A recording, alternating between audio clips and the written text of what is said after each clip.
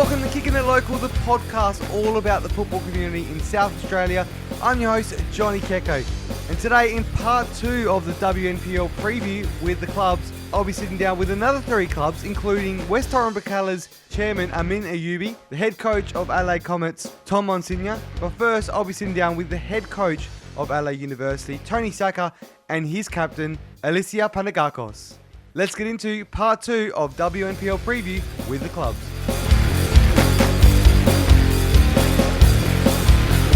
I'm here with the head coach and captain of Adelaide Uni Soccer Club, Tony Sacca and Alysia Panagakos. Thanks for joining me, guys. Nice to be here, mate. Thank you. First of all, Tony, I'll talk to you first about this first question. It's a Women's World Cup year. We got it on home soil. It's probably the only time we're going to have this World Cup here in our lifetime in Adelaide and Australia. How important is this to be here in Adelaide for women's football, and what legacy are you hoping to get out of it? I think it's fantastic for women's football. Never in my lifetime would I have thought a World Cup would be here in Australia, let alone Adelaide, where we can see games. So I think for our junior women, junior girls especially, if they can see world-class talent coming here to our shores, it'll further propel the women's game, which it needs a bit of help, not going to lie, but there is potential for it. So I think it's fantastic for the legacy of women's football in the state. It is definitely, and the one thing it's done already is we're going to have a break, which gives players the opportunity and coaches and fans an opportunity to go and watch the games and get out to it. Alysia, how do you feel about this, the break, a new feature that the league's doing? It's only the only state in Australia to be doing it. Yeah, really exciting. I think it's great of the state to be accommodating the World Cup and allowing the players to be exposed to it. As a club, we'll definitely get around it and host some events to get everyone together and watch it from the clubhouse and things like that. Tony, back to you again about this one. It's we're heading into the second season as a 10-team comp. How do you feel about this change that's happened in the last couple of years for the women's game, and how do you feel it's helped bridge the gap between WNPL and WSL? Look, I think the more teams that we can complement the WNPL is excellent. You almost want to mirror the men's NPL, but I do understand though there is a gulf in quality, and this is no disrespect to either of the leagues. So I think it's great that there's both 10-team competitions, and I hope that the WSL can expand on that.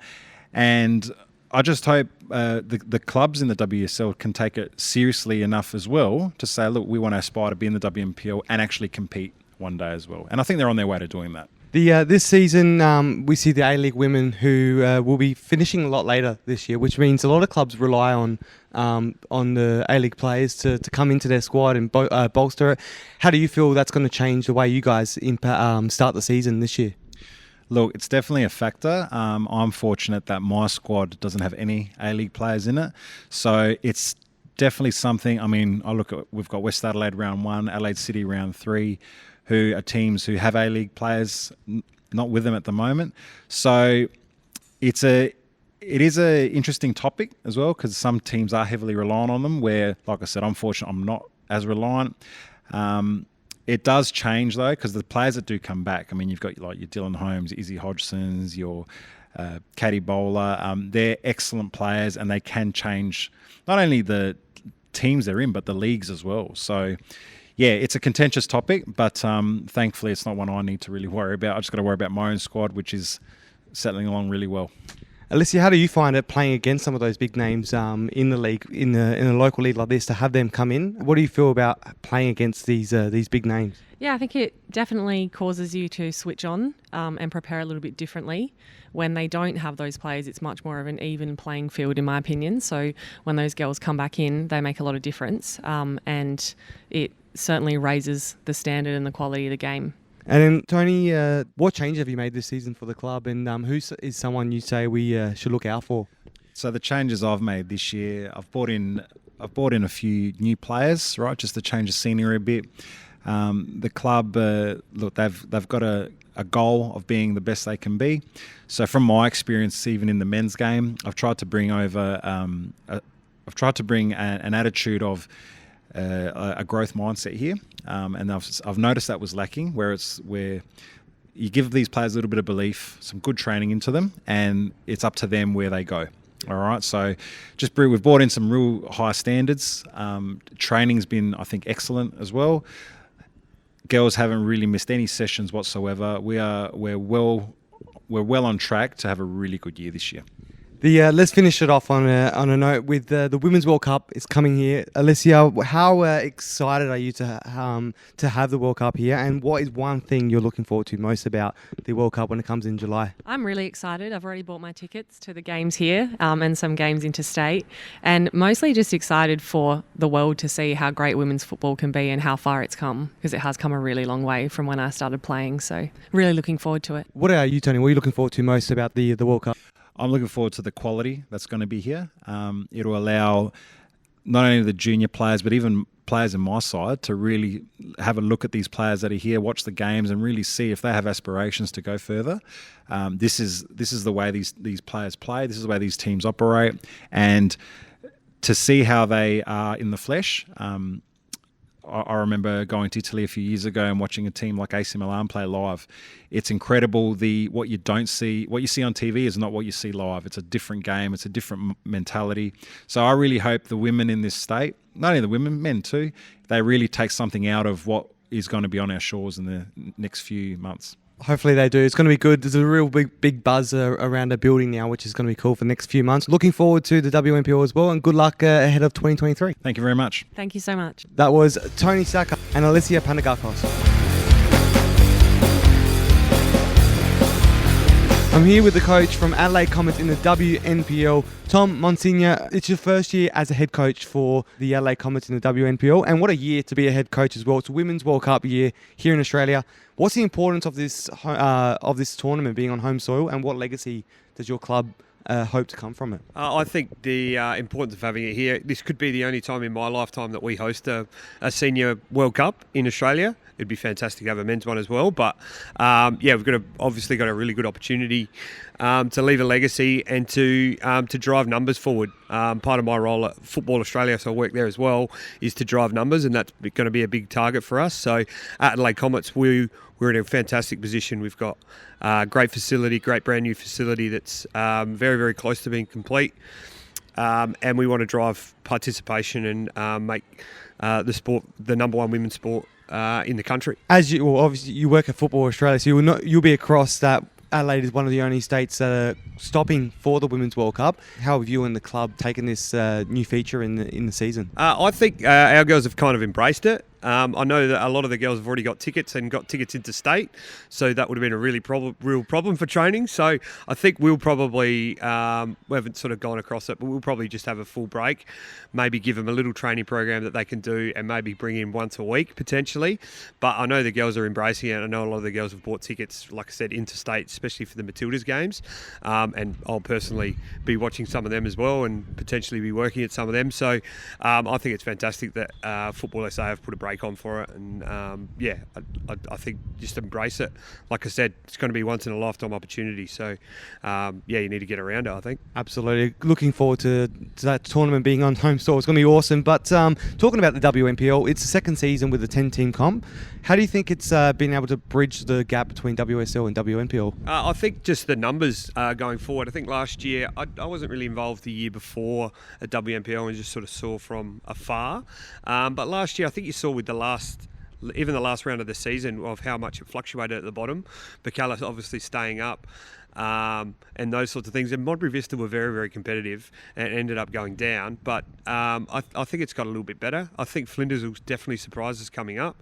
I think Joel sorted them, got them organised really well. We played them a few weeks ago and they were really hard to break down. So I think they'll be really, really hard. But there's a few other state league teams that have some new clubs that have come in that I've sort of seen bits and pieces of, and I think they'll be really, really competitive. It'll be interesting to see what happens in cup competitions. So it'd be really good to see a few state league clubs get a bit closer to NPL clubs. There is still a pretty big gap, but the 10-team competition I think is something that needed to happen sooner rather than later, and I think it'll get better as we keep going forward. The Women's World Cup has changed things a little bit in Australia, with obviously extra teams in the A-League as well, A-League Women's. But the A-League Women's now finishing a bit later, which means the WNPL will be without some big names in some of the teams. How does this change the way you guys will start the season? I think for us personally, it doesn't affect us a huge amount. Obviously, we have Nano Sasaki that will come back in. and she's obviously a fantastic footballer, and makes a huge difference for us. But having one player and maybe just changing one player is probably not going to affect us as much. However, across the league, I think gives opportunities to other young players. Michele and the guys at the NTC do a fantastic job with some of their younger players, and some of the other clubs are doing a really good job with some of their younger players. So giving them opportunity. I know Tian's been using some young girls at Adelaide City. Giving those opportunities will only grow the game more, because I think moving forward, the A-League women's going to be more professional, so we might not be able to rely on getting players back from the A-League women too much. This season you're taken over as head coach, first season in. What changes have you made to the club, and who should we look out for in your team this year? I think we probably made a few changes at the start of last year. Obviously, being assistant to John, there was a lot of changes across the club. We've managed to keep hold of pretty well the whole squad. The only player we lost is Stephanie Lang, but we managed to bring in Sienna Cavino from West Adelaide, Emily Hazelwood and Adam Khan from Salisbury Inter, and as well as some other younger players. So I think our squad's got a lot more depth. Our younger players really, really did well last year. So the likes of Mariah Karatevli, Joanna Katsabas, Kiara O'Sullivan and Sophia Kazonis in particular, they've been looking to go another level. Joanna in particular, the last few weeks at pre-season has been really, really good. And I love the way Carl goes about it, and didn't realise she was only 19 still. So for her to achieve, she's already won a treble with Salisbury Inter a couple of years ago. So I think she's definitely one to look out for, and our combination with maybe Nano and Yuka in the middle of the park might make a big difference. We've got a lot there to look out for this season. Looking forward to that. But lastly, we'll end on the Women's World Cup once again. It's coming in July. There's some big games here in South Australia. What are you looking forward to the most? I think I'm looking forward to seeing Cooper's packed for Women's World Cup games. Like, the atmosphere around Cooper's when it's packed is fantastic. We haven't seen that in the women's game yet. So it would be fantastic to see that in and around the women's game. And just seeing, for me personally, hoping to get out to see some of the teams train as well. We've obviously got some teams here at Service FM Stadium and over at Croatia and at Blue Eagles. So being able to get out to see them train would be fantastic as well. So that's what I'm looking forward to. July is going to be awesome. I can't wait for it to get around here. But thank you so much for joining me, Tom. I really appreciate your time. No worries. Thank you very much. You do a wonderful job with everything you do to cover the local game. So thank you. That was Tom Monsigneur from Adelaide Comets. I'm here with the chairman of West Torrens Birkalla in the WNPL for 2023. Amin Ayoubi. Thank you for joining me, Amin. No problem. Thank you. It's my pleasure to have you on, mate. And it's a big year for women's football in Australia. It's a World Cup year. We've got the Women's World Cup just around the corner. What is the importance of this tournament being on home soil, and what legacy does your club hope to come out of it? Oh, mate, I think this is huge for obviously not only South Australia, but in Australia in general. Just how big the women's world game is getting. I can only speak on behalf of obviously Australia or South Australia. This is something we've been working hard on to grow our women's competitions for. But I'm going to say 5 years, because that's when probably a few years after that is when we really got started. And it's been very exciting just seeing the growth of the game, just with us being a part of it. So definitely big for South Australia. Talking about South Australia, we're one of the only states whose leagues will be pausing during the Women's World Cup. How's this feature been received around the club? I think we're very surprised, actually. Very surprised that we're the only state. Obviously, most competitions are run by their own state federations, and whether they run a tight ship, they find it difficult trying to fit everything in a let's say 7-month calendar, because that's when the WNPL is participating in all states. That could be one of the issues. But, I mean, for us, really, what is more important that we get to see some of the games. We know some of our girls already booked tickets to go watch, not only locally but interstate as well. So I can only speak on our behalf. But, yeah, I think we're very surprised that other states aren't taking a couple of weeks off. Well, it's a good buzz around the World Cup now with being able to have that break and go to games. But talking about the WNPL season, we're heading into the second season as a 10-team comp. As a club that was very close to getting relegated last season. Wasn't in a great way to end the season, but you did manage to maintain your spot in the WNPL. How do you feel about the change that's been made? And would you say it's bridged the gap between WNPL and WSL? I don't know what you're talking about. It was always planned. We planned that season to go like that. We always wanted the first season to be we just sit on the bottom and and we make an impact on the last game just to prove a point. Well, I wish it was that easy, but we can say that now. I could say I can tell you I got no nail. Well, I had no nails probably up until the last game. We knew always coming up into the NPL, it was going to be difficult. We had a fabulous 2 years prior to that, or say 3 years really, starting off the competition in the community league, Div 2, winning and not losing any games, promotion into Div 1, and then getting through to the state league. We knew coming up into WNPL was going to be a task, not only for, the quality or the level of teams out there or players, but attracting those players. At the same time, us trying to be loyal to the players that we already had who promoted us up into the WNPL. Thought signing an extra 3 or 4 players might be just do it to keep us over the line. And I suppose the truth in the competition, it actually did. So those players did do the job in the last game. But I could tell you going into now the second year, we're a lot more prepared. We know how the competition is. We know the level of we know the level, how tough it is, and we've managed to sign a few players in various positions where we were short of last year to do the job. Our pre-season has proven that, and which is very exciting so far. So let's see how we go in round one. Absolutely. Well, in round one, the first few rounds, we're going to be the league's going to be without some of the bigger name players, as they will still be in the A-League women's competition, which is finishing later than other years. How do you believe this changes the way your club will begin its campaign, having those big guns out for a little while? Well, listen, of course we're prepping for that. We'll be trying to pick up as much points as possible in the early rounds, as every club will be as well. Not, every club will be doing exactly the same thing. So I think it'll be tough competition from round one. We love having those W League players come down, because obviously now it builds the morale of the competition, and sets the level or the standard of the competition as well. But it's tough. I'm probably not the one to talk about what players we're talking to or trying to attract, but we're hoping we have one or two of those players. But if we don't, we'll be aiming to get as much points as we can possibly in the first rounds.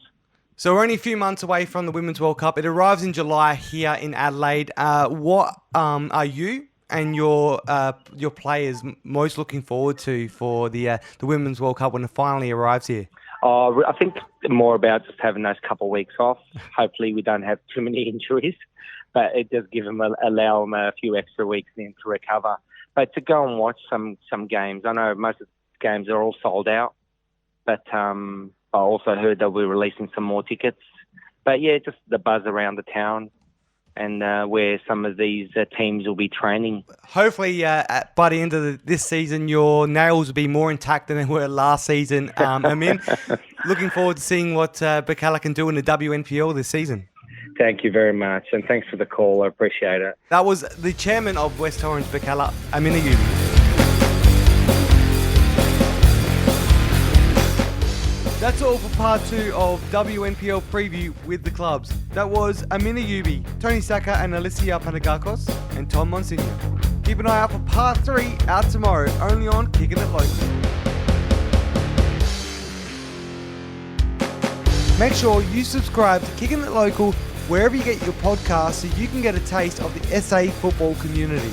Plus, follow @KickingItLocal SA on Instagram and Twitter so you don't miss any of the action. See you soon!